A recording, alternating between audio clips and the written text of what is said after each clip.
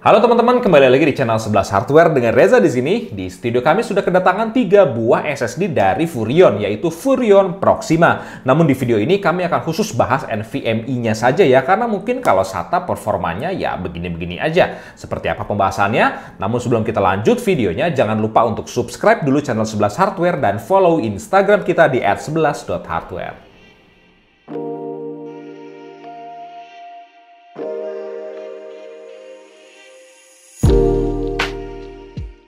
Furrion baru saja merilis varian SSD bernama Proxima. Terdapat 3 varian SSD yaitu SSD SATA, SSD M.2 SATA, dan SSD M.2 NVMe. Untuk SSD SATA M.2 terdapat 3 SKU, kapasitas 512 GB di 560.000, lalu kapasitas 256 GB di 340.000, dan kapasitas 128 GB di 210.000. Gila ya, zaman sekarang 200.000 sudah dapat SSD. Kalau zaman dulu sih, SSD 128 GB itu bisa sampai 3 jutaan loh. SSD 128 GB itu 3,8 juta. Corsair P128.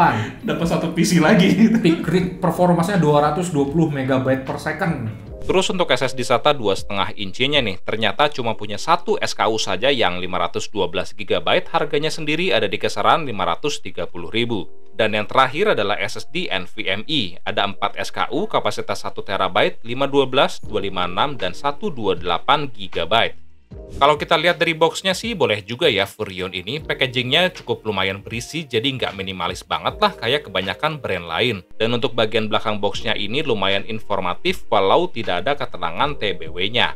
Sayang sekali pada saat video ini dibuat, SSD Proxima ini masih belum ada di website resminya PT AGS, so keterangan spesifikasinya hanya bisa kita lihat dari box bagian belakangnya saja. SSD ini diklaim memiliki sequential speed di up to 2400 MB per second untuk read dan 1900 MB per second untuk write. Punya garansi selama 5 tahun dan MTBF-nya mencapai 1 juta jam.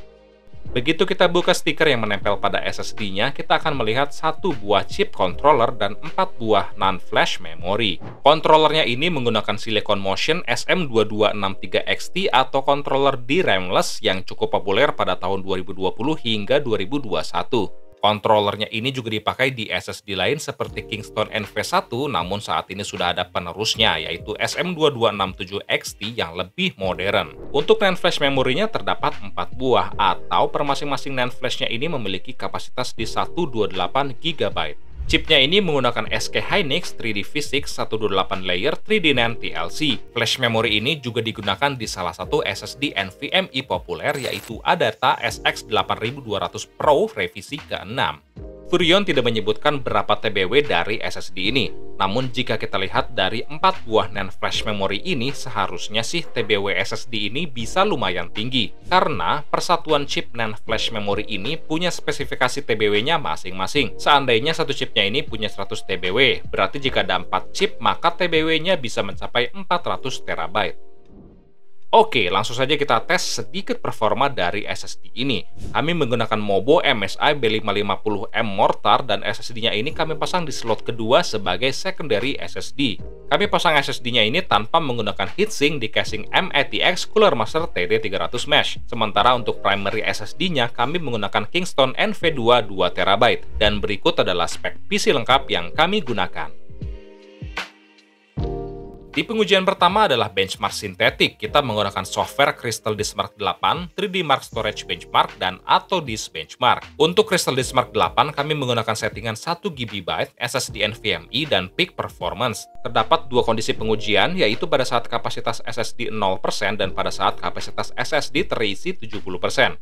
Di Crystal Disk Mark 8, kecepatan baca sequentialnya mencapai 2548 MB per second dan kecepatan tulis sequentialnya mencapai 1833 MB per second. Untuk read sequentialnya mampu melebihi klaim tertulis, namun untuk write sequentialnya masih berada di bawah klaim tertulisnya di 1900 MB per second. Lalu jika SSD terisi data 70%, kecepatan read sequentialnya masih anteng di 2547 MB per second, namun untuk kecepatan tulis sequentialnya turun sekitar 150 MB ke 1693 MB per second. Di 3D Mark Storage Benchmark yang bisa dijadikan acuan untuk loading game, Skornya ini cukup meyakinkan mencapai 1960 poin. Menariknya pada saat SSD terisi data 70%, skornya ini cuma turun dikit aja ke 1923 poin. Benchmark dari 3D Mark ini cukup membantu karena kami jadi bisa punya database sendiri untuk pengujian SSD. Bisa kita lihat di sini, skor SSD Furion ini berada di atasnya PNY CS1031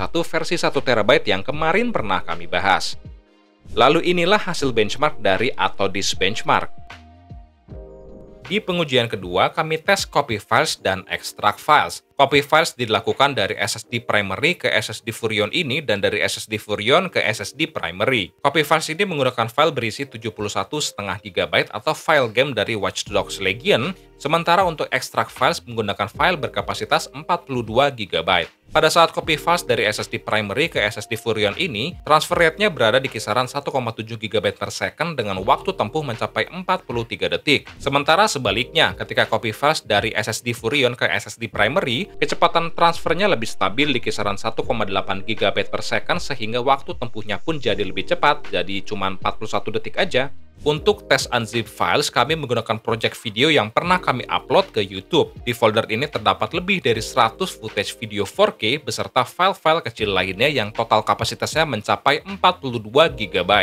Pada saat mengekstrak, kecepatannya mencapai 480 MB per second dengan waktu tempuh yang mencapai 1 menit 32 detik. Pada pengujian ini, SSD melakukan read dan write secara bersamaan.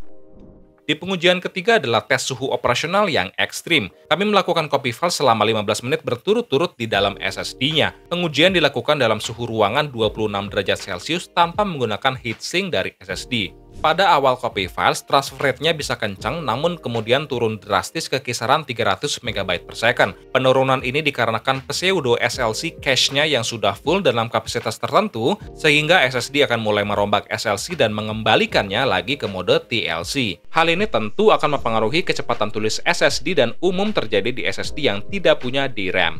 Pada proses tersebut, suhu SSD bisa mencapai maksimal di 58 derajat Celcius jika kita ukur menggunakan software HW Info.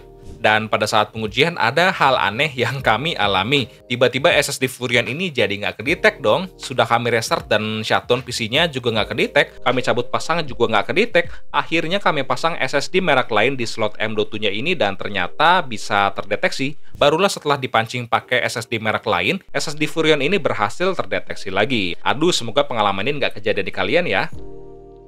Melalui pengujian yang kami lakukan, SSD NVMe PCIe Gen 3x4 dari Furion Proxima ini cukup memuaskan. Kombinasi SM2263XT dan 4 buah NAND flash dari SK Hynix ini bahkan dapat mengalahkan PNY CS1031 yang kemarin kami bahas. Tinggal faktor-faktor non-teknis aja nih yang pasti diperhatikan Furion kayak SSD tiba-tiba nggak kedetek kayak barusan, terus juga faktor durabilitas semoga nggak mengecewakan ya. Demikian video kami kali ini, jangan lupa untuk dukung terus channel 11 Hardware, follow Instagram kami dan join juga komunitas kami di Discord dan grup Facebook. Sampai jumpa lagi di video kami yang selanjutnya. Bye-bye!